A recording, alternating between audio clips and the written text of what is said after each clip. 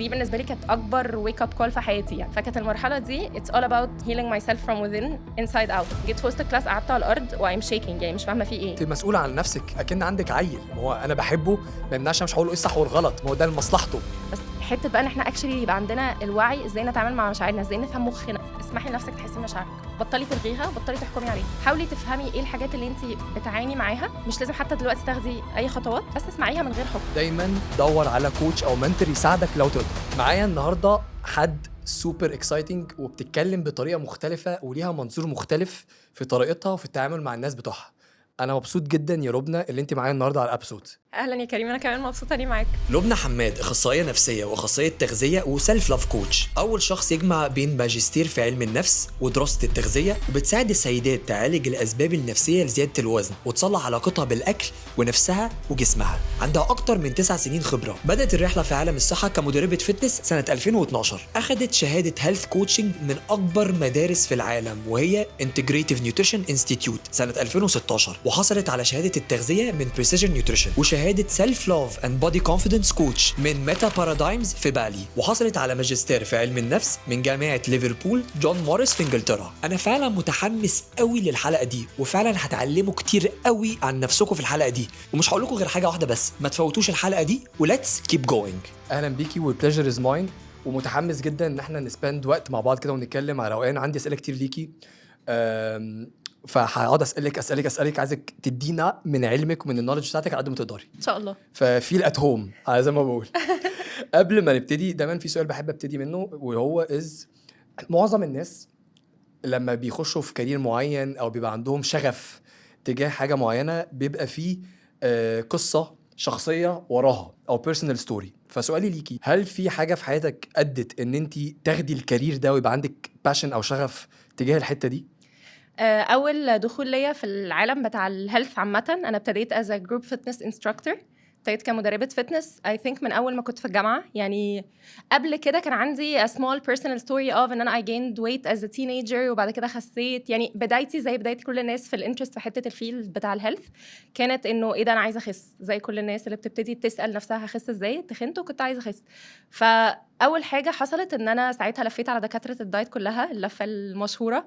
كل حد كان عنده ابروتش وكل حد كان بالنسبه لي في حاجات كويسه، بس اللي بيحصل ان انا ما كنتش بعرف افولو خالص. يعني كان كل اللي بيحصل ان انا كل حد بروح بحاول امشي على الدايت افضل. انا فاكره ان انا at some point كنت بدي لاصحابي في المدرسه وانا صغيره ورقه يحطوا suggestions هاكل ايه في الشيت ميل، من كتر ما انا قاعده I'm looking forward الدايره بتاعه الدايتس ان انا عامله دايت وشطوره قوي وانام ايه ده انا النهارده شاطره قوي هدي لنفسي كريدت يبقى يوم الخميس هاكل مش عارف ايه. الدايره دي فضلت الف فيها كتير قوي، بس جيت at some point زهقت منها وقررت ان انا I'm done with that، انا هخس لوحدي. فكان ساعتها عندي I think 15 سنه مثلا، ما كنتش كبيره يعني، كنت صغيره جدا. فاصلا ابتديت دايره الدايتس دي too soon يعني. فقررت ان انا هخس لوحدي. فساعتها عملت جبت تريدميل، ابتديت امشي في البيت عادي جدا. قررت اعمل دايت كان راندم جدا، حاجه راندم مش ساينتفك خالص، انا اللي عاملاها لنفسي، بس ابتديت اخس. والاتنشن اللي خدته في الحته دي على ان انا ابتديت اخس كان كبير قوي. يعني انا بالنسبه لي انا I wasn't very good at school وانا صغيره، ما كنتش الشخص الشاطر في المدرسه ولا شاطره في سبورتس ولا بكمل في حاجه. فكان اول مره بقى اللي انا فهمته بعد كده ان this was the first time حسيت ان انا فعلا I'm seen، اللي هو ايه ده انا I'm the girl who lost weight. فحسيت الموضوع يعني. الموضوع اخد حجم كبير يعني في حياتي البيرسونال. ف I got into sports بقى بطريقه رهيبه، وابتديت من وانا في الجامعه امرن فتنس. ابتديت بقى كان ساعتها في الحته بتاعه الترانسفورميشن تشالنجز والكوتشز اللي بيجوا يساعدوا مع الكوتشز التانيين. فرحت مرنت شويه وقت الجامعه وابتديت امرن، وبعد كده بعد الجامعه درست فتنس وابتديت امرن جروب فتنس كلاسز. دي كانت اول دخله ليا بقى بروفيشنالي في عالم الفتنس عامه. فكنت بمرن فتنس وكنت بقى عندي ستامنا رهيبه ورياضيه جدا والناس تحب تحضر الكلاسز بتاعتي. بس كنت at some point بحس انه that's not as much as I want to go. يعني أنا كنت بتبسط أكتر بحتة إن أنا أكوتش حد من حتة التمرين نفسه، من حتة الرياضة نفسها. فما كنتش حاسة إن هو ده الحتة اللي أنا بحبها على قد ما هي حتة helping people transform. جيت في نفس الوقت اتخرجت من الجامعة ابتديت أشتغل، وبعد أول شغلانة ليا حصل downsizing. I lost my first job بعد ما اشتغلت بحبة قليلين قوي. فلقيت اللي هو أوكي أنا دلوقتي عندي وقت وما اكتشفتش انا عايزه اعمل ايه، وما اكتشفتش انا مين. انا هتيك الحته دي تو ذا نيكست ليفل. فابتديت اركز قوي في حته الفتنس وادرس فتنس اكتر. بعد شويه قلت طب ما ندرس حاجه جديده، فدرست هيلث كوتشنج. فقررت ساعتها ايه ده حاجه ما بين السايكولوجي. انا I was always fascinated بحته السايكولوجي عامه. فواي نوت ستادي حاجه فيها سايكولوجي وفي نفس الوقت حته الهيلث عامه وحته الويت اللي انا مهتمه بيها دي. دورت لقيت حاجه اسمها هيلث كوتشنج، قلت ليه لا، فدرستها. بعد كده ابتديت اتيك كلاينتس از ا هيلث كوتش وفي نفس الوقت كنت بمرن فتنس. سو فار الدنيا تمام عادي، مفيش حاجه غريبه. until جيت في وقت من الاوقات وانا بكوتش الناس ابتديت الاحظ ان في حاجه كومن قوي ما بين كل البنات اللي بشتغل معاهم وحتى ايفن الولاد، ان اكتر حاجه بتاثر عليهم في الحته ان هم بيشتغلوا معايا كانت part related to اكتر the mental part من الحته اللي related للاكل. يعني كنت بحس الناس كلها عارفه تاكل ايه actually، كل حد جاي عارف ايه الاكل الصحي وايه الاكل اللي مش صحي، بس لما بنتاتش بوينت على الحته السايكولوجيكال اكتر الناس دايما بشوف ان ده بيدي بروجرس اكتر. ومع البنات سبيشالي حته السيلف لوف، حته ان لما حد يحسسها اللي هو اوكي لما نبتدي نديك ديب انت بتعملي كده ليه او بتعملي الحاجه دي ليه او بتحاولي تخسي ليه اصلا when she doesn't even need to lose weight لناس معينه، بنلاقي ان المشكله دايما جايه من حته السيلف لوف. الولاد نفس الكلام، لما كنا اتكلم مع ولد مثلا I used to work في الاول مش مع بنات بس، كنت بشتغل مع بنات وولاد، ساعتها ولاد كتير كان برضو نفس التشالنج اللي هو احنا we dig deep انت why are you so fixated على رقم معين، why are you so fixated على حاجه معينه، ونكتشف ان هي برضو ليها دعوه بحته ان الشخص ده مقتنع ان دي الحاجه اللي هتحسسه او هتحسسها ان انا لما اوصل لهنا I'll feel enough، او ان انا هحس ان انا كده مبسوط بجسمي، وصلت انا كده مبسوطه بجسمي او مبسوط بجسمي. فكنت عادي الموضوع بالنسبه لي topic I'm interested فيه، بس I did not personally experience it بالدبث اللي يخليني اعمل بيه حاجه مهمه. جيت at some point وانا بمرن فتنس في الوقت ده ابتدى فجاه يحصل لي very strange symptoms، انه ابتدى يبقى عندي شيكنس وانا بمرن، لما اخش كلاسز كتير ورا بعض ابتدي اشيك، ابتدى احس ان انا طول الوقت تعبانه. I started gaining so much weight واكلي ما كانش بيتغير فيه اي حاجه، يعني اكلي كان هو كنت مركزه جدا في اكلي. بقى الوقت ده انا كنت مركزه في اكلي اكتر من اي حاجه تانية في حياتي، يعني this was my main focus point. مركزه قوي انا باكل ايه، مركزه قوي انا بعمل ايه في اكلي، وعماله again weight hysterically مش فاهمه ليه، لدرجه ان انا رجعت تاني اروح لدكاتره دايت اسالهم طب ما يمكن انا مش فاهمه كفايه، في حاجه بتحصل، في حاجه غلط، في حاجه غريبه، نشوف professional opinion. كل ما اروح لحد يقول لي اصل انت جسمك اتعود انك بتتمرني كتير وبتاكلي قليل فلازم تقللي اكلك اكتر. اعمل اللي هم بيقولوه، وصلت في الاخر ان انا باكل طبق سلطه في اليوم يا نهار ابيض، وبتمرن up to 2-3 classes. ازاي قدرتي اصلا ده؟ تلاقيكي كنت psychologically مش فاهمه اصلا I don't even see myself في الايكويشن. انا شايفه دلوقتي ان جسمي ده اهم حاجه في الدنيا، وزني ده اهم حاجه في الدنيا، فانا I'll do whatever it takes to keep الايدنتيتي اللي انا بنيتها. فاهم قصدي؟ متخيل كويس قوي. انا خلاص I built an identity ان انا I'm the girl who lost weight, I'm the girl who knows خلاص استحاله ارجع، خلاص مش هينفع، فانا I'll do whatever it takes، بس it didn't work. يعني what happened is ان it kept getting worse and worse and worse لدرجه ان انا في كلاس مره فاكره كنت بدرس كلاس، جيت في وسط الكلاس قعدت على الارض و I'm shaking، يعني مش فاهمه في ايه، my body is really breaking عمال في state عمري ما شفتها. قعدت الف على دكاتره كتير قوي تقريبا سنه كامله ما فيش اي diagnosis، لحد ما في الاخر رحت لوان دكتور يعني ربنا يخليها ربنا يخليها، دخلت لها عملت لي الاكزامينيشن بتاع زمان ده، عارف اللي هو بالسماعه دي وقاعده. قالت لي هو انت قلقانه من ايه؟ قلت لها ماي ويت، وعماله اتكلم على وزني. قالت لي يور ويت. قالت لي هاو ار يو فيلينج؟ قلت لها بيحصل كذا وبيحصل كذا. قالت لي هو انت عندك اي انرجي تعملي اي حاجه؟ قلت لها اونستلي لا. قالت لي عارفه تعملي الحاجات العاديه اللي بتعمليها في يومك العادي؟ قلت لها لا. So apparently what happened is ان من كتر التمرين مع psychological stress مع قله الاكل حصل حاجه اسمها pituitary failure او hypopituitarism، يعني قبل الفيلير بشويه ان البيتيوتري جلاند اللي بتنتج كل الهرمونز بتاعت الجسم started malfunctioning. يا نهار ابيض. فاحنا بقى انت بتتكلم في كورتيزول مش being produced. الكورتيزول اصلا احنا العادي جسمنا لما بيخش علينا ستريس بينتج كورتيزول جسمنا بيهدى، هو it stopped happening، يعني cortisol levels were below the normal، يعني مش اعلى. هم فاهم كويس قوي. خلاص مفيش، المكنه وقفت، مفيش. فوان I get stressed مثلا في التمرين او كده مفيش حاجه تعالجك بالظبط، I start shaking مثلا. ثايرويد في الارض، كل الهرمونز الفيميل هرمونز في الارض، كل حاجه في الارض. فقالت لي انت مهتمه قوي بان انت وزنك زاد، بس اللي انا عايزه اقول لك عليه ان انت في مشاكل اكبر بكتير قوي كده، هو انت لو كملتي كده you could easily die، انت فاهمه؟ انت في حته تانية خالص. قالت لي you're so young، انت ليه بيحصل معاكي كده؟ I think I was 23 ساعتها حاجه كده، يعني I was very young. فقالت لي انت سايبه كل اللي بيحصل ده وبص على وزنك، is this so important بالنسبه لك؟ وانا فعلا لحد البوينت دي ما كنتش خدت بالي ان انا مش مركزه في كل السيمبتومز ومقتنعه ان انا I'm making it up in my mind علشان I have to stick to that body. فاهم اللحظه اللي هو دي بالنسبه لي كانت اكبر ويك اب كول في حياتي يعني. فرحت قالت لي بصي اعملي لي بقى تحاليل كذا كذا كذا كذا، كميه لاب ورك مش طبيعيه. رجعت لها قالت لي احنا عندنا 2 choices دلوقتي. choice number 1 we're going to start putting you on hormonal replacements لكل الهرمونز اللي مش موجوده دي which has side effects كذا وكذا وكذا وانتي صغيره. انا my vote الناحيه الثانيه و I'm having faith فيه عشان انتي صغيره ان احنا نبتدي نريفرس. فانتي دلوقتي انتي ما بتاكليش خالص، لا انتي محتاجه تاكلي properly، مفيش حاجه اسمها ما بتاكليش carbs، مفيش حاجه اسمها ما بتاكليش غير مش عارفه 1000 ومش عارفه 1000 كالوري و500 كالوري والكلام ده. مفيش تمرين اصلا، انسي التمرين ده، حطيه على جنب. مفيش سفر، يعني I was even not allowed ان انا اسافر.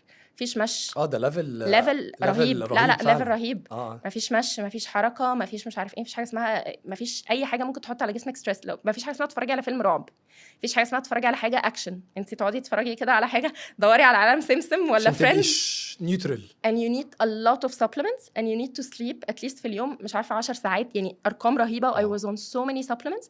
بس ده التراك اللي احنا ممكن ناخده، والتراك ده التشالنج فيه ان انت psychologically you're so attached to the idea of weight. فانت دلوقتي this is going to be a barrier في الموضوع. وانت الاوبشن التاني، احنا لو دخلنا في hormonal replacements your weight will also be a problem، لان الهرمونال replacements دي هتخنك، بس هتكملي بقى في الحته دي. فاحنا عايزين نجرب الباث ده. if you have faith in yourself I have faith in you. فما كانش عندي اوبشن، هو دلوقتي ما فيش اوبشن. وباي ذن انا كنت اوريدي اتخنت عن الوزن الطبيعي بتاعي. متخيل الكلام بتقولي ده على سنك وانت صغيره برضو اوفر ويل، يعني كارثه يخوف. يعني انت بتحكي لي اصلا انا كنت بطلع من الدكاتره اللي عمالين يخوف، الكلام نفسه يخوف. الدكاتره اللي بيقول لي كلي اقل، قبلها بقى كمان الستيب اللي قبلها I'm eating so little يعني بطلع من عندهم بعيط، اللي هو اعمل ايه تاني، what can I do. فهي ساعتها كانت في كده شوك ورعب، اللي هو اصلا هو انا هطلع من هنا. طبعا بقى في بانيك في الباك جراوند، اهلي بقى اللي هو يا نهار ابيض، ويكلموا قرايبهم اللي في لندن وكلهم حتى الدكاتره اللي بره كان عندهم نفس الاوبينيون، لا هو ده هرمون ريبليسمنت، خلاص هي لازم، مش هينفع. I decided to خلاص، هو احنا دلوقتي ما عندناش اوبشن. وكده كده باي ذن كنت تخنت عن وزني العادي I think حوالي 10 كيلو 15 كيلو، وانا عامله حاجه. انا بعد كده الموضوع وصل ل 25 30 كيلو، يعني زاد مع البروسيس بقى بتاعه الهيلينج دي، لانه اوريدي metabolism was crashing, thyroid was crashing، كل حاجه was crashing. فكانت المرحله دي it's all about healing myself from within inside out. فقلت لنفسي خلاص احنا دلوقتي تمام، وادي حتى your career on the side دلوقتي، انت مش هينفع تمرني. كنت باخد شويه health coaching sessions على خفيف، ما ينفعش حتى اشتغل كتير، بس انا بنزل اعمل لناس health coaching وانا عماله again وما عنديش explanation، يعني I'm not in a place ان انا اتكلم عن الموضوع ساعتها. فالناس عماله، انا بتكلم most of the people. انا ساعتها as a health coach ما كانش الفوكس قوي weight، بس most of the people there was weight involved. زي معظم الناس اول دخله ليهم في الهيلث was always weight. فكنت بروح اتكلم مع الناس وبتاع وانا عماله اتخن، فحاسه اللي هو موضوع الويت واخد حجم كبير من مخي، حتى even in my confidence في شغلي. اكيد طبعا. فجيت بعد كده المرحله دي بقى throughout المرحله دي، جيت at some point كنت مكمله عادي coaching، بس I decided ان انا عايزه learn more about self love. ايه self love ده؟ ما هو اكيد المشكله جايه من حته، ما هو اللي انا بعمله ده اللي وصلت له ده مش سهل، مش حاجه طبيعيه برضو ان حد يقعد جسمه I don't even see myself في equation، يعني جسمي عمال بيديني red flags وانا مش شايفه نفسي. فابتديت الاول كده شويه therapy، اللي هو اوكي let's start going to therapy نشوف ايه اللي بيحصل. طبعا كان عندي anxiety eating disorders، محدش عارف هي ايه ساعتها، هي ما كانتش diagnosed حاجه معينه، بس كان في behavior غريب جدا around food. كان في a lot of pressure على وزني و a lot of pressure على نفسي، وما عنديش اي awareness بنفسي. يعني بقى بره الكلام ده apparently الطريقه اللي كنت بتعامل بيها مع كل مشاعري is working out and focusing على my weight. if I'm having مثلا a challenge في اي حاجه، اوكي فاين، لو انا وزني تمام كل حاجه تمام. فاهم قصدي؟ فاهم كويس قوي. يعني كان المايند سيت اللي هو ايه as long as انا دلوقتي في الجسم اللي انا مش شايفه غير رقم على الميزان، بس كده، مش فارقه معاك حاجه تانية. و as long as ان انا ببص في المرايه I still look like the image of myself تمام، أنا who has it together I have it together. فاهم قصدي؟ فاهم كويس قوي. فكان ده اهم حاجه بالنسبه لي. انا ما شفتش بقى كل الحاجات that I've gone through في حياتي كلها that would put me in such a psychological state. ده total، فاهم؟ مفيش. فقعدت في المرحله دي شويه between therapy between looking up ايه self love ده، ادور كده مش عارف ايه زي معظم الناس. ما لقيتش حاجه عميقه قوي وصلت لها، يعني اللي هو الترانسفورميشن الرهيب. بس جيت at some point I was forced في المرحله دي طبعا كانت بشعه of me trying to regain my hormonal balance، لحد ما بعد تقريبا سنه وحبه كمان my doctor gave me the okay خلاص انت تقدري دلوقتي تتحركي، your cortisol is back to balance. ثايرويد كده لسه ما اتظبطتش، يعني لحد دلوقتي خلاص I'm on medication long term بس managing it. الحاجات التانية بس انت you cannot do long term، ما ينفعش تعملي high intensity training for the rest of your life، لانه خلاص انت الادرينال system is sensitive، فما ينفعش تعملي high intensity training for the rest of your life. You cannot do restrictive diets anymore، ما فيش الكلام ده. انا اول حاجه طبعا ساعتها نفس المايند سيت، هنخس ازاي بقى؟ تمام، اعمل نفس الدايت، ما فيش، خلاص الحاجات دي it doesn't work معايا ما فيش، واصلا جسمي ما ينفعش ان انا احطه في حته restrictive كده تاني، خلاص المرحله دي مش هينفع. فابتديت اخد some time ان انا I want to learn more about who I am. I want to learn to ايه بقى موضوع السلف love ده. فاول حاجه عملتها اول ما I got the okay ان انا ممكن اتحرك تاني، I booked a flight to South Africa ساعتها انا فاكره، ورحت رايحه قاعده شهر ونص في مكان كده it's like a forest soul surfing place. الله الجمال. فين اسمها ايه المكان؟ عشان رحت ساوث افريكا فعارف. مش عارفه لو هتبقى عارف انت قصدك الاريا فين. الاريا. عارف فين ويلز باي؟ لا مش عارف. حته بره كيب تاون، يعني هي 2 hours away من كيب تاون. ف رحتي على هناك؟ هو كان عندهم volunteering program كده ان انت you can go بتعمل سيرفيس في المكان، وفي نفس الوقت هم they provide accommodation, food, 3 meals a day، و اسمه ايه ده spiritual work. so spiritual work هنا مش اي حاجه اكتر من meditation، ساعه الصبح meditation، ساعه اخر اليوم meditation، والسيرفيس اللي انت you provide is also spiritual work. فانت بتزرع وبتعملها بانتنشن و there's a lot of self work في الموضوع، فاهم قصدي؟ فكان في شهر ونص قاعده، شهر ونص هناك لوحدي، ما فيش اي قاعده في غابه، يعني انت قاعد ما فيش اصلا هناك حياه اللي هي العاديه بتاعتنا دي، لا هو ما فيش سيتي، انت قاعد في حته في غابه. بصحى الصبح امديتيت ساعه سان رايز، ابتدي في بعدها سايلنس اور، دي بتبقى ساعه كامله ما ينفعش حد يتكلم مع التاني. اروح افطر، ازرع هناك، اعمل مثلا عندي تاسك ان انا هبيض حيطه، هبني فنس، هاكل حيوان، مش عارف ايه، وارجع اخر اليوم نفس الحاجه واخش انام. ده النظام. كنت بشتغل ساعتها باخد شويه هيلث كوتشنج سيشنز، يعني فاكره في كلاينتس كنت بكلمهم وانا هناك، يعني على خفيف كده برضو. في الوقت ده I figured out فعلا انه I started knowing انا مين، يعني حته the question of who am I ابتدى يظهر بالنسبه لي. قعدت اسال نفسي هو انا اصلا مين، هو انا عايزه اعمل ايه، what do I want to help people do. يعني هل انا my biggest passion is انا عايزه الناس كلها مثلا تبقى at a certain weight، عايزه الناس كلها توصل وزن احلامها. no, I realized what I want to do is I want to عايزه اساعد الناس تحب نفسها، وعايزه ابتدي بان انا اعرف اعمل ده مع نفسي الاول طبعا. I want to know انا مين، عايزه اعرف ازاي ان انا اخلي نفسي مبسوطه، عايزه اعرف حاجات عن نفسي بيوند شكل جسمي وبيوند انا شكلي ايه، الكلام ده كله. لا انا عايزه بجد اجت تو نو انا مين من جوه. قعدت الشهر ونص كلهم بسال نفسي هو انا مين، وانا مين، وانا مين، كل يوم ايه الحاجات اللي بتبسطني، ايه الحاجات اللي ما بتبسطنيش، زومينج اوت على حياتي، ايه اللي انا عايزه ارجع اعمله لما ارجع، وايه اللي مش عايزه ارجع اعمله and so on. وكان my biggest take out كانت حته السلف لوف، ان دي الحاجه اللي انا فعلا عايزه انفست فيها اكتر وقت moving forward من هنا. بس كان عندي لسه نفس المشكله، طب ما انا عايزه سيلف لوف بس في نفس الوقت انا I gained so much weight ومش مرتاحه وانا شايلاه. فوانا هناك ابتديت الوز ويت. apparently الستريس لما قل، كنت قاعده in nature زن مبسوطه بتاع، واوتوماتيكلي الاكل هناك كان خفيف، وقاعدين بنتحرك in nature naturally، مش التمرين الرهيب بس بزرع بتحرك بعمل حاجات. ابتديت الوز ويت، يعني I think في الشهر ونص ده I started seeing weight loss، وابتديت احس ان انا اوكي I'm on the right track. احنا عايزين بقى نلاقي طريقه ان احنا نمنتين ده واحنا مكملين، وفي نفس الوقت ايه حته السيلف لوف دي. رجعت من هناك I looked for قعدت ادور على self love teachers، لقيت واحده في بالي اوف self love teacher دي بتعمل ايه، هسافر لها هوبا كورونا. واو. فمعرفتش اسافر لها، we did an intensive training I think كان 7 شهور 6 شهور اونلاين، كنا بنتكلم تقريبا كل يوم ساعات طويله.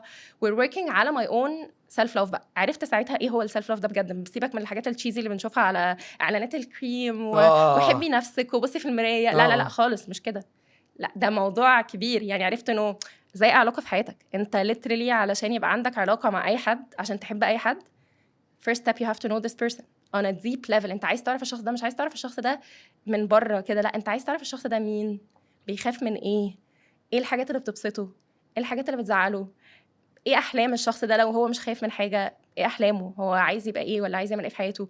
كل حاجه about this person you want to know it. this actually was the first thing I learned about self love، انه حاجه اسمها grounding، ان انا لازم اعرف الاول الشخص ده مين لو انا عايزه احبه. part number 2 was الحته بتاعت السوفتنج، ازاي ان انا ابقى اخف على نفسي في الاكسبكتيشنز بتاعتي مع نفسي، ان احنا يبقى عندنا طيبه مع نفسنا، بس ان انا اخفف مش معناها ان انا لور، لان دي حته ناس كتير بتقع فيها.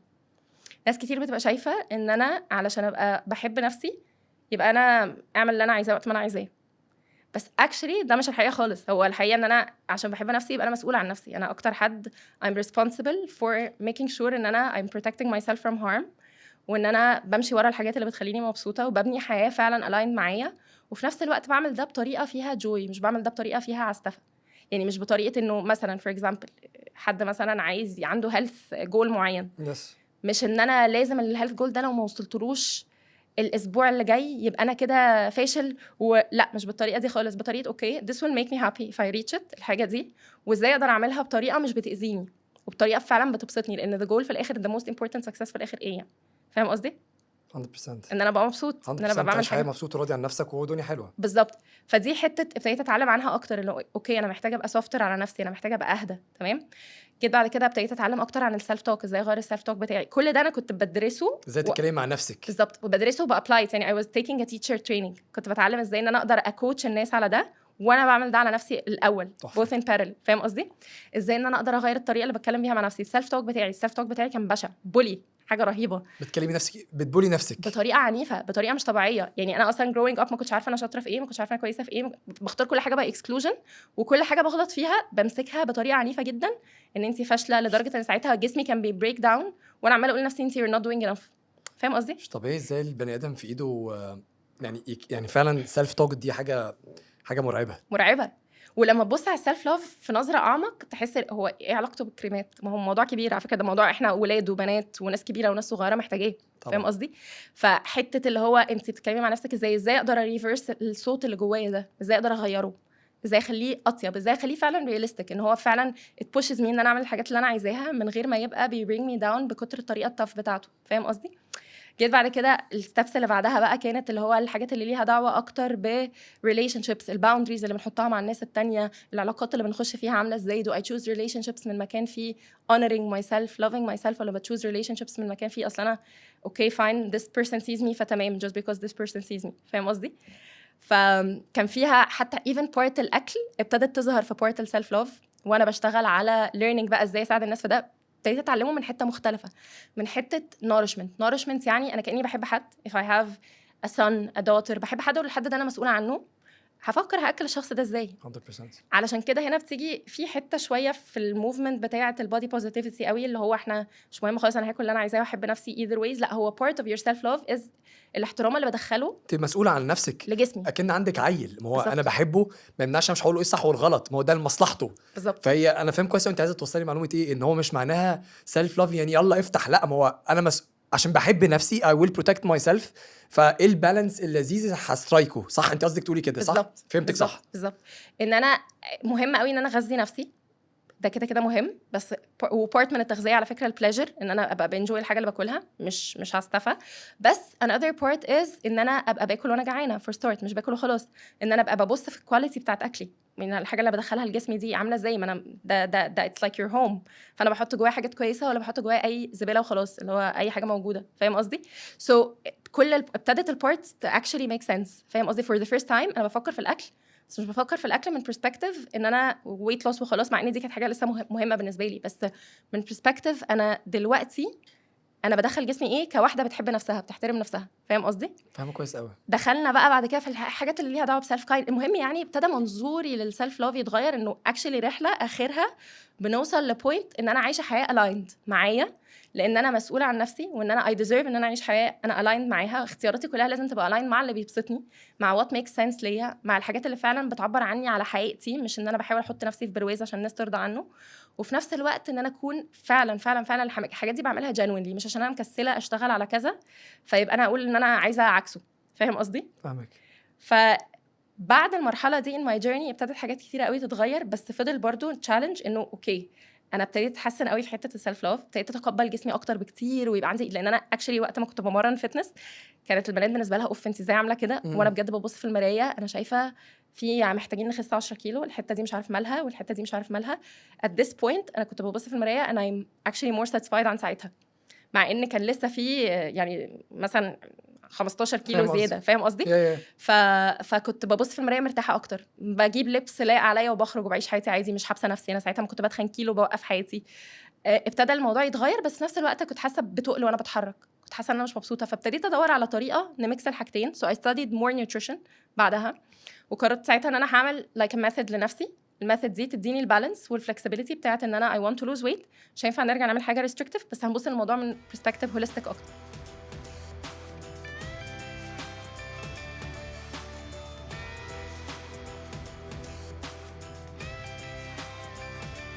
وبعد كده رجعت بقى اشتغل على نفسي بالحته دي. I lost the weight الحمد لله. بعدها ابتديت consistently اكمل فيه من غير ما اخش في حته الاوبسيشن، بس حسيت ان انا اوكي، وكنت بشتغل مع ناس بعمل نفس الحاجه، يعني I'm helping people as I go.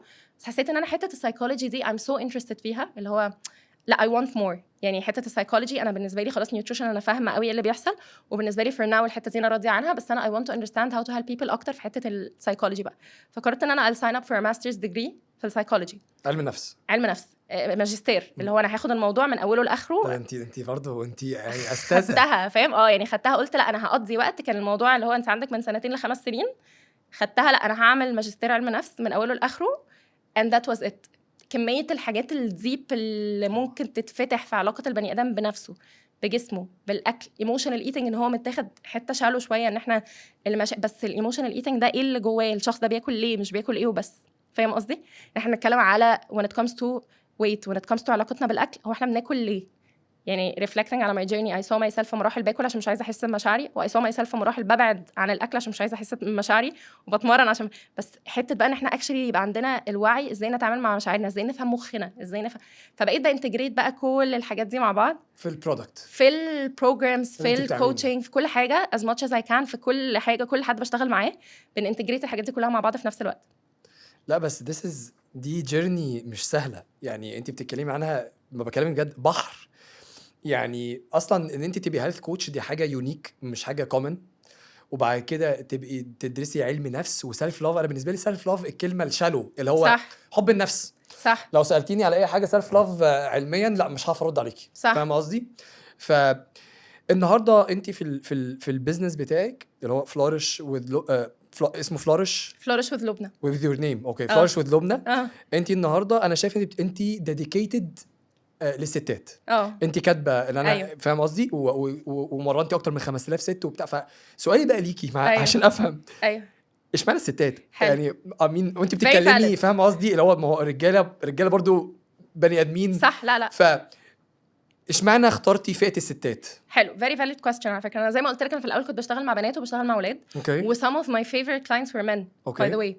بس كان في دايما انت دلوقتي طول ما انت بتشتغل one to one مع الناس انت بتعمل حاجه بس للشخص اللي انت بتكلمه. لما بتبتدي تعمل بقى programs group programs courses الحاجات دي كلها انت بتحتاج تتكلم فئه معينه. في الجروبس الولاد والبنات عمرهم ما هيبقوا مستريحين مع بعض. it's a very intimate topic very very specific وحساس.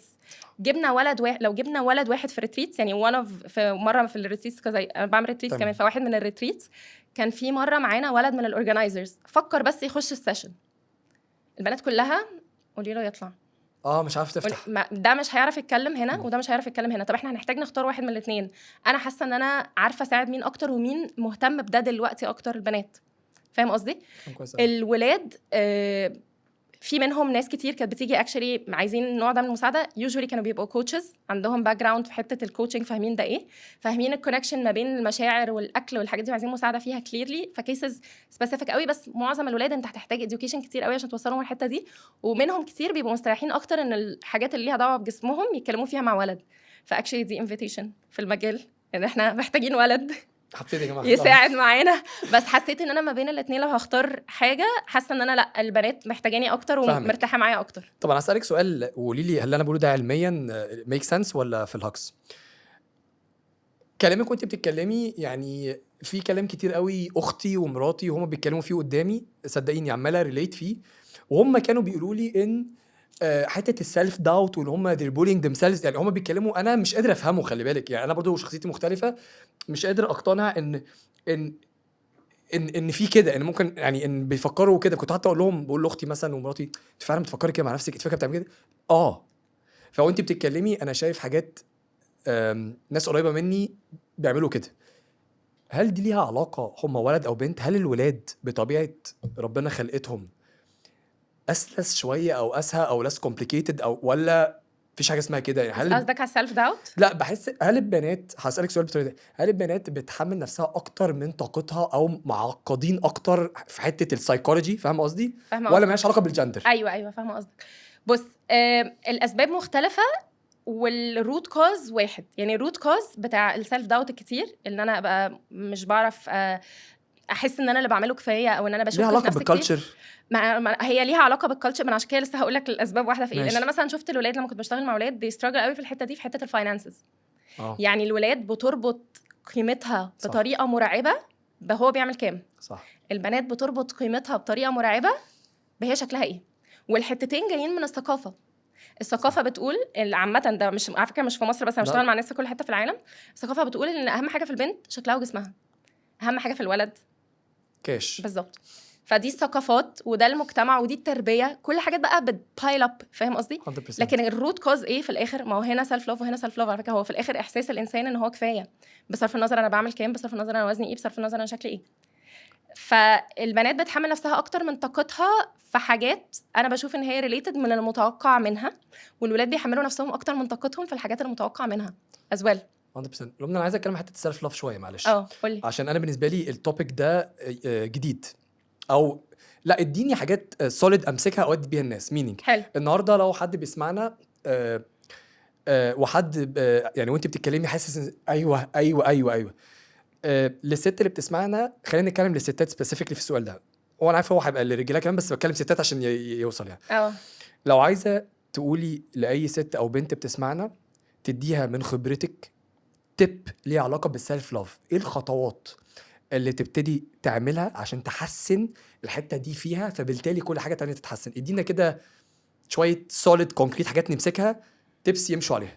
بص، اول حاجه هقول اقعدي اعملي وقت من اليوم بتقعدي فيه لوحدك، preferably الصبح قبل ما الناس تبتدي تطلب منك حاجات، قبل ما الناس تبتدي تتوقع منك حاجات، قبل ما تلعبي ادوار، قبل ما تقولي لما تسالي نفسك كده انا مين، قبل ما تقولي لنفسك انا ام، انا زوجه، انا صديقه، انا امبلويي، انا وات ايفر. اصحي الصبح اقعدي لوحدك، كونكت مع نفسك. اول خطوه في ان انا احب حد ان انا لازم اشو اب للشخص ده. شو اب، اقعدي مع نفسك، شوفي انت عايزه ايه، تشيك ان على نفسك، تشيك ان على مشاعرك، قولي لنفسك انا حاسه بايه النهارده. طب انا ايه الحاجات اللي بتيجي في دماغي الفتره دي، بفكر في ايه الايام دي، ايه الحاجات اللي انا حاسه ان انا متضايقه منها، ايه الحاجات اللي انا حاسه ان انا مقصره مع نفسي فيها. ابتدي بس كده، على الاقل 10 دقائق، ربع ساعه، مش لازم تبقى حاجه مش عارفه تعمليها كل يوم، اعمليها 3 ايام في الاسبوع، بس شو اب، وري لنفسك حاجه.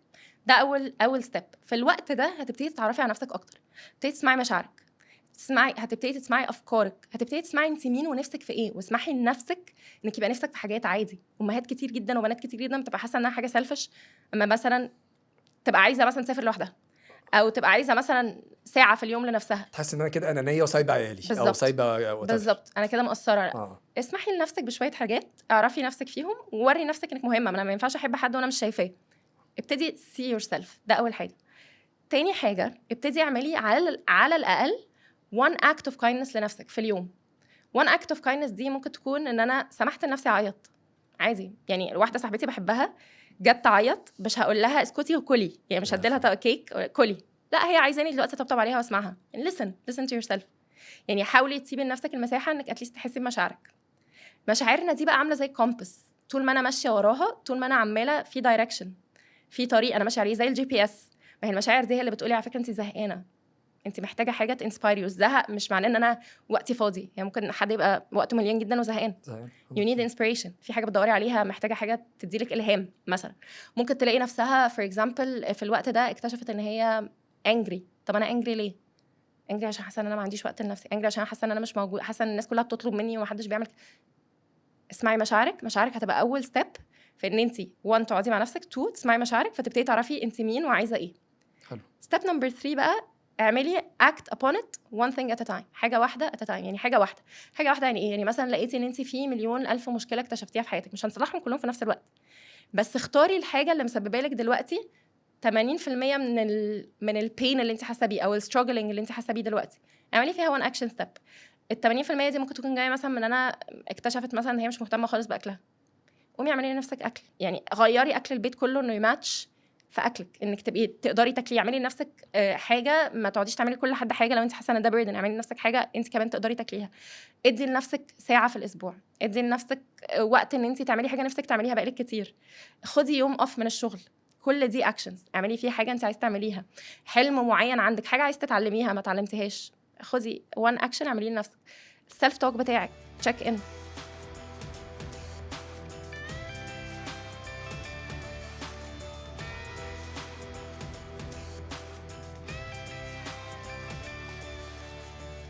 بس هو معلش مش عايز اقاطعك، بس انا في حته كتير قوي لما بتتكلمي مع الناس وتقول لهم يعني خد اكشن، هقول لك قصدي ايه. في ستات او بنات يقول لك مثلا انا عايز اتكلم معاك واحكي لك حاجه، انا بس عايز اتكلم. ايوه عارفه الحته صح. دي؟ ايوه خلي بالك تفكير مش لازم اقول كل الرجاله، بس واحد زيي انا من مدرسه ما تاخد اكشن. فمثلا اختي تقول لي لا انا بس عايزه اتكلم معاك. صح. ايوه بس انت مش هتحلي مشكله، ما هو خلاص ما انت عارفه ايه اللي مضايقك. فسؤالي بقى ليكي هو تمام، عملت سيلف توك وقعدت مع نفسها وريفلكتد كل ده تمام، اخدان الاكشن بحسه مش حاجه سهله. بص، عشان بنحاول نعمل too many actions at the same time، ده نمبر 1. فممكن يبقى الاكشن حاجه واحده فعلا تقعدي تشتغلي عليها لحد ما تعمليها. ثانيا انت قلت بوينت فاليد قوي، ان احنا كتير قبل ما نبقى عايزين ناخد اكشن عايزين نتسمع، عايزين نتشاف. وعشان كده مهم قوي بوينت ان انت تبتدي تشوفي نفسك. عشان كده قلت لك اول خطوه في السيلف لوف شوفي نفسك. هو ليه البنات بتبقى عايزه تتكلم؟ وعلى فكره في ولاد كتير كده باي ذا واي، بس ليه الناس تبقى عايزه تتكلم وساعات مش عايزه نصيحه ومش عايزه ادفايس ومش عايزه تدي اكشن؟ عشان هي جواها حاجات. اولا الحاجات دي هي مش حاسه ان حد شايفها، ومش حاسه ان حد سامعها. وساعات احنا بنعمل كده مع نفسنا ازوال، ولا بنسمع نفسنا ولا بنشوف نفسنا. فاهم قصدي؟ تمام كويس. فاحنا عمالين نحاول. وباي ذا واي دي حته في الميل مايند زي ما انت بتقول. الميل مايند في حته اكتر ان احنا يلا اكشن ستيبس، يلا الحته دي ماسكلين اكتر. البنات احنا بنحتاج في المرحله بتاعه البروسيسنج دي ساعات اكتر بكتير، وبنحتاج ان احنا نطلع نفضل عادي. انت ممكن حد يبقى في المرحله بتاعه اقعدي مع نفسك دي كل يوم قاعده عماله بتطلع في مشاكل هي حاسه بيها لحد ما تحس اوكي ايم ريدي، اتس اوكي. كل واحد ياخد وقته بالظبط. فلما بقول ناخد اكشن واحد يوريكي ان انت طيبه مع نفسك. الاكشن ده مش لازم تمرين ومش لازم اكل، ممكن يبقى سيمبلي ان انا بسمع على نفسي بعمل ده. ممكن يبقى سيمبلي ان انا في حد في حياتي هقلل الوقت اللي بقضيه معاه علشان هي مثلا بتحسسني ان انا بقى احاسيس وحشه مش بقعد معاها مثلا. فاهم قصدي؟ فاهم كويس قوي. في البروجرام انت بتعمليه فلورش وذ لبنى، هل حطيتي ايدك على حاجه الاهالي كانت بتعملها او اهالينا، او حاجات يعني هل في تيبس او تريكس تعرف تديها للاهالي من دلوقتي يبتدوا يحطوها في عيالهم فتساعدهم في حته السيلف لاف والثقه والكلام ده؟ 100%. فممكن تقول لنا شويه تيبس في الحته دي؟ بص، احنا لما بنيجي نشتغل على حب النفس عامه في حاجه كده بنخش فيها اللي هي الاسباب اللي ممكن الشخص يكون عدى بيها تكون اثرت على حبه لنفسه. الاسباب دي من اكبرها في كاتيجوري كده اسمها parents and caregivers، اللي هو الناس اللي بتدينا عامه كير. دول ممكن يكونوا خالات، عمات، بس مش من perspective لوم، هو من perspective فهم عشان اقدر اصلح. فالاهالي اصلا ليهم دور كبير جدا في حب اولادهم لنفسهم، لان هم اول ستوب احنا بنتعلم عندها الحب. يعني احنا مولودين في العالم الطبيعي بتاعنا ان احنا عندنا unconditional love لنفسنا، وما عندناش حدود على الحب. انا هحب دي عشان كذا ومش هحب دي بنلعب مع واحده انا بحبها عشان عايزه العب معاها. الموضوع بسيط. بس لما بنكبر بنبتدي نتعلم من اهالينا او الناس اللي حوالينا. على فكره في ناس بيبقى عندها self love problems ملهاش اي علاقه باهلها، بس ناس كتير بتبقى actually جايه من هنا. ممكن تبقى حاصله indirect. احنا كده كده باي ديفولت اهالينا دول ناس بيحبونا جدا طبعا، ودايما قصدهم ان هم يعملوا احسن حاجه عندهم.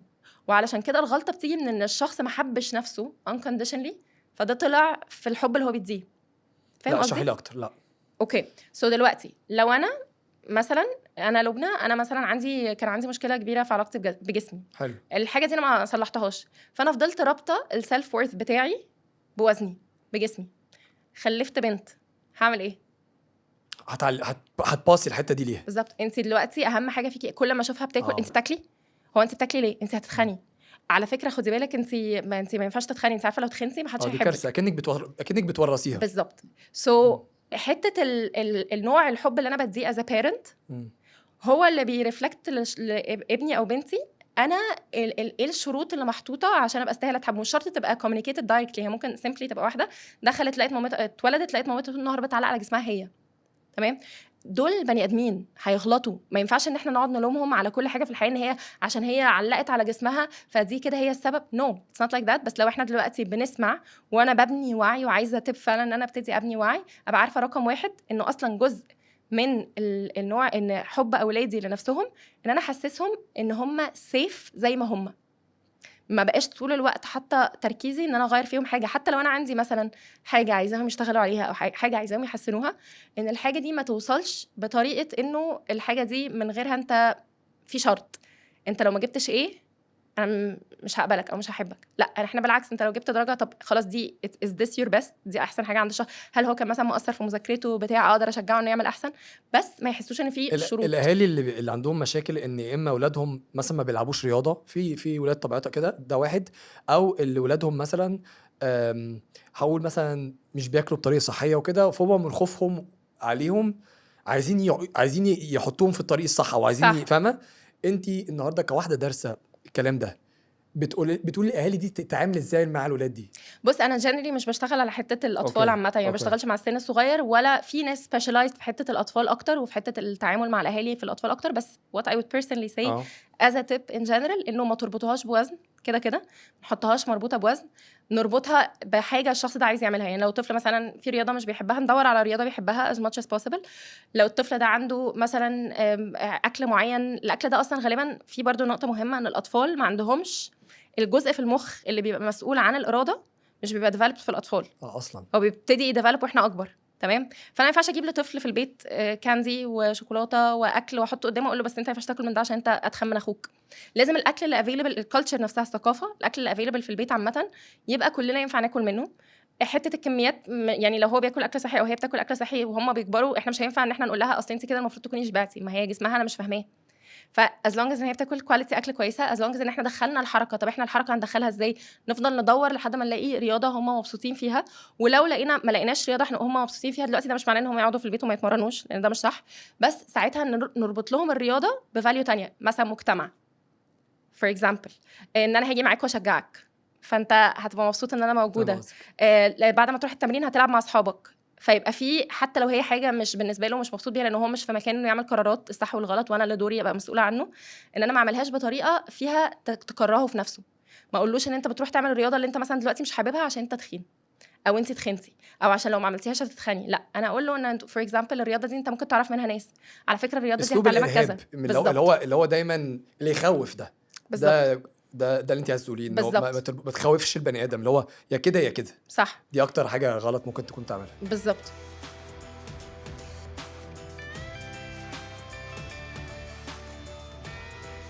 طيب في الكونتنت بتاعك على السوشيال ميديا، واكشلي دي حاجه من الحاجات اللي شدتني، ان بوست لقيتك عاملاه على السيلف كونفيدنس وبتعلمي الستات حتى تلبسوا ايه، اللي هو انا كان ده بالنسبه فاهم قصدي، يعني لدرجه دي ان انت كنت بتديهم تيبس على حاجات تعملها عشان تساعدك انت تحسي باحساس احسن وتبقي كونفيدنت والحته دي كلها.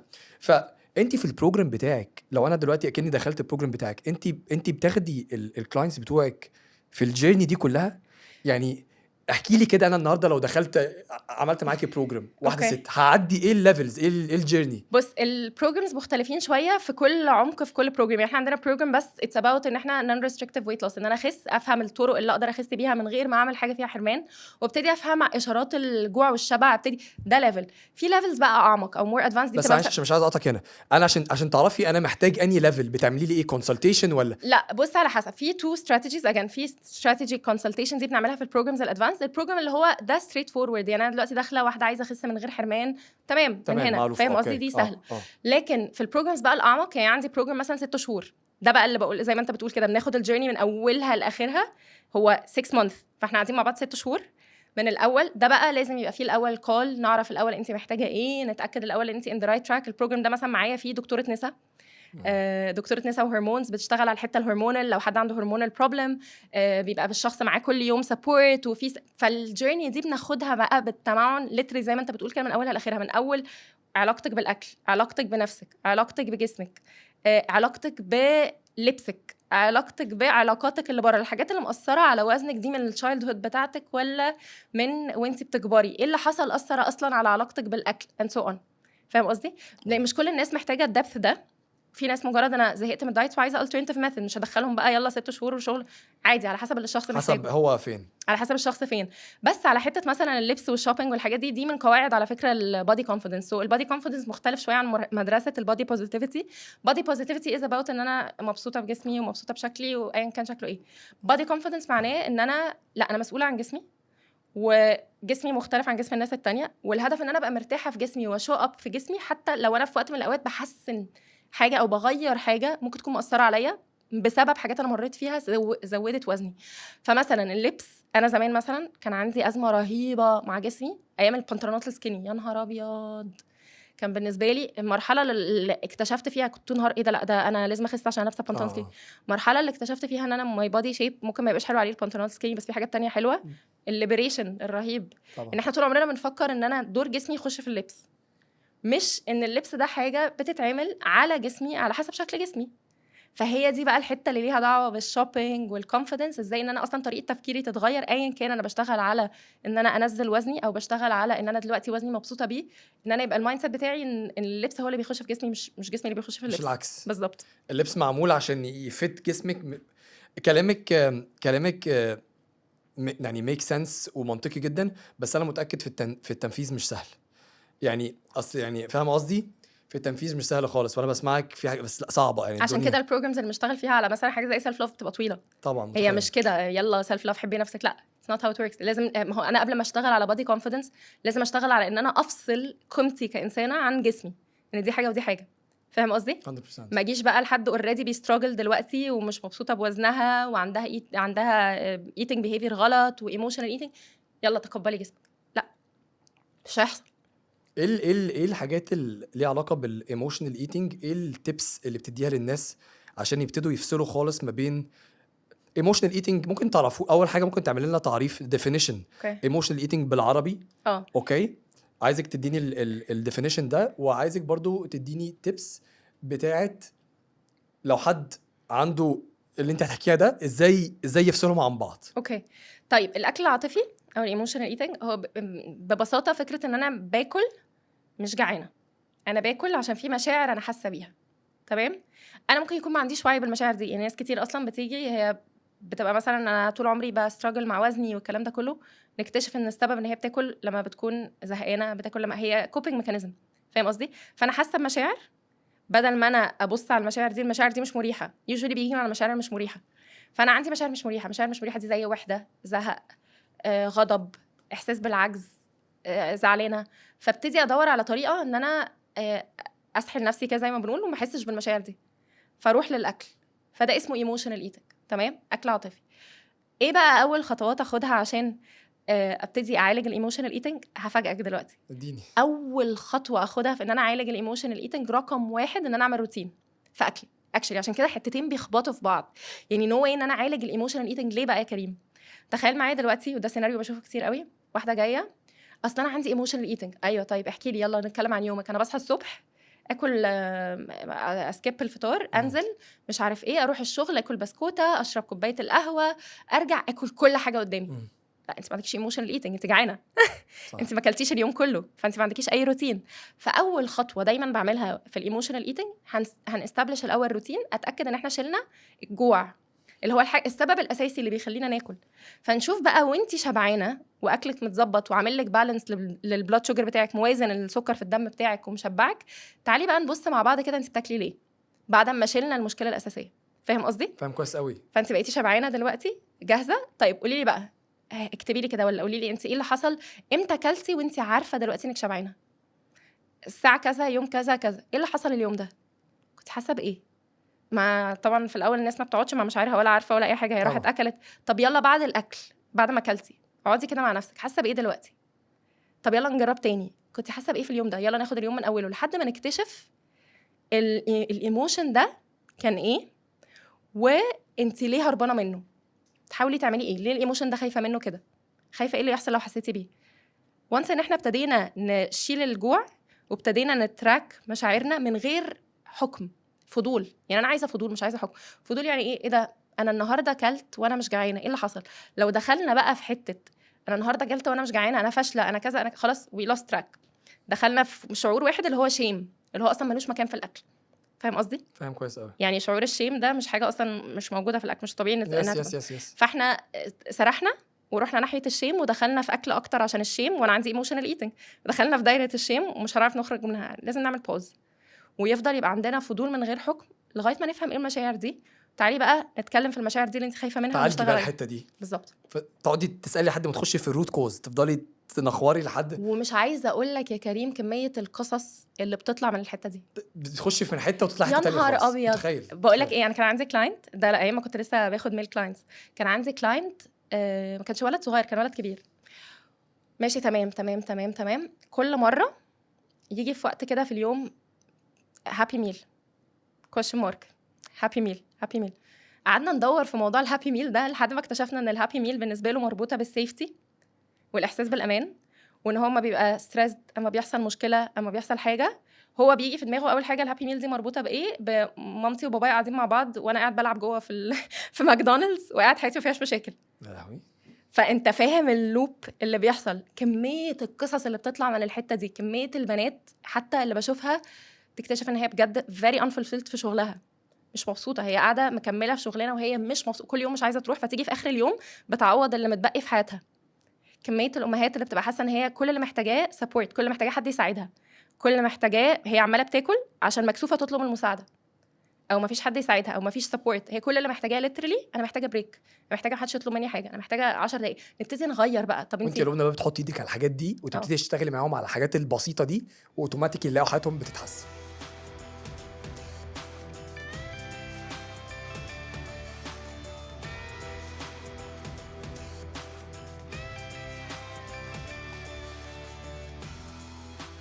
في اكتر بقى من بس الاكل، فاهم قصدي؟ طبعا فاهم كويس قوي. وكميه المرات اللي بيطلع بقى سيلف لاف بروبلم هنا، يعني احنا عشان كده بقول لك الحاجتين مربوطين ببعض، تلاقي بايلينج اب حاجات اساسها اصلا انا مش حاسه ان انا كفايه، انا مش مبسوطه بهو اي ام، او مش مبسوطه بنفسي، مش حاسه ان انا استاهل حاجه كويسه، مش حاسه ان انا استاهل علاقات كويسه، مش حاسه استاهل ان انا اجري ورا احلامي وات ايفر.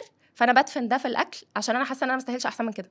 فسيلف لاف بقى، يلا كل حد قصه. دي قوه الاكسبيرينس بتاعتك، عشان انت لمستي فيزز مختلفه في حياتك، فانت عارفه تريليتي. على فكره ما دي قوه اي حد، عشان كده بسال السؤال ده دايما. صح. هتلاقي معظم الناس اللي شاطره في مجالها او بيعملوا حاجه مختلفه في ستوري، فاهمه؟ الباشن ده ما بيطلعش من لا شيء. فانت من الاخر بتدي خيط وتفضلي تسالي لحد ما تخش على خيط تاني خالص تحلي، فتلاقي الدنيا ظبطت. صح. سوبر انترستينج.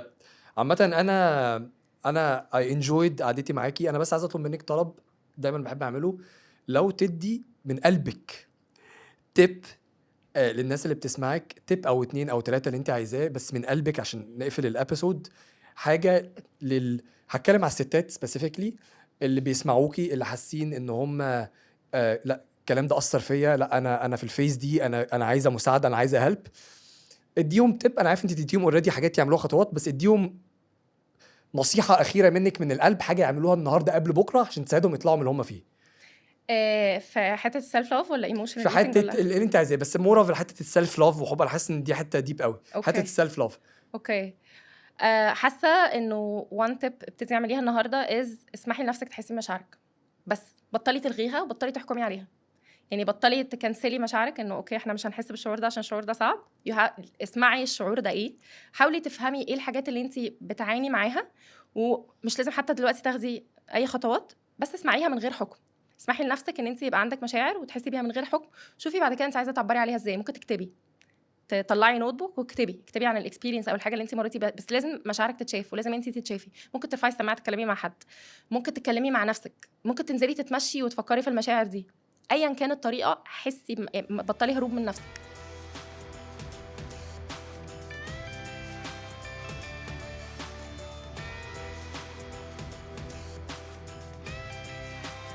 انا عايز ازود حاجه على اللي انت قلتيها دي بقى من مدرستي، وده مش اعلان ولا حاجه صدقوني. انا من مدرسه دايما دور على كوتش او منتور يساعدك لو تقدر، وانا بصراحه شايف ان انت بتعمليه ده حاجه سوبر سبيشال، والاكسبيرينس بتاعتك وخبرتك فعلا اتس ديفرنت، حاجه مختلفه. فانا هحط لكم الديتيلز بتاعت فلورش وذ لبنى على الكابشن هتلاقوها، هتعرفوا توصلوا لها. مش اعلان ولا حاجه صدقوني خالص، بس مش غلط ان انتوا تروحوا تسالوا على مساعده، على حد عملها قبليكوا، على حد دارسها فيساعدكم تاخدوا نص المشوار. لبنى ثانك يو سو ماتش على وقتك ومجهودك. انت اللي ثانك يو والله فور هافينج مي. فعلا لا انا ده بلاجر ليا انا، واستمتعت كفايه ان انا اتعرفت عليكي شخصيا. انا كمان والله، ومتاكد الصداقه دي هتفضل مطوله ان شاء الله. ثانكس فور ذا تايم والافورت، وانا فعلا اتعلمت منك كتير، واكيد مش هتبقى اخر مره. شكرا. انا كمان اتبسطت قوي ان انا معاك والله. ثانك يو سو ماتش. يور ويلكم. ومره واحده لقيت الام دي بتبص لي وبتقول لبنتها لا اصل انا مش عايزاكي تبقي زي عايده، انا ما اتمناش ان بنتي تبقى زيك. ولقيت يا كريم اكن حد طعني بسكينه في بطني. and that was my wake up call. انت مقتنعه ان ما بين الراجل والست ربنا خلقنا كل واحد فينا عنده باور وسترينث مختلف؟ فرق كبير قوي بينك to be humble and to be modest. يعني هبقى عايزه اتعلم وهقول لك اني مش عارفه ومش فاهمه، دي humble، ده تواضع. لكن مش هبقى modest. انا مش همانج الايجو بتاعك، مش هصغر من نفسي عشان انت تبقى كبير. انت او انت المسؤولين على حياتكم.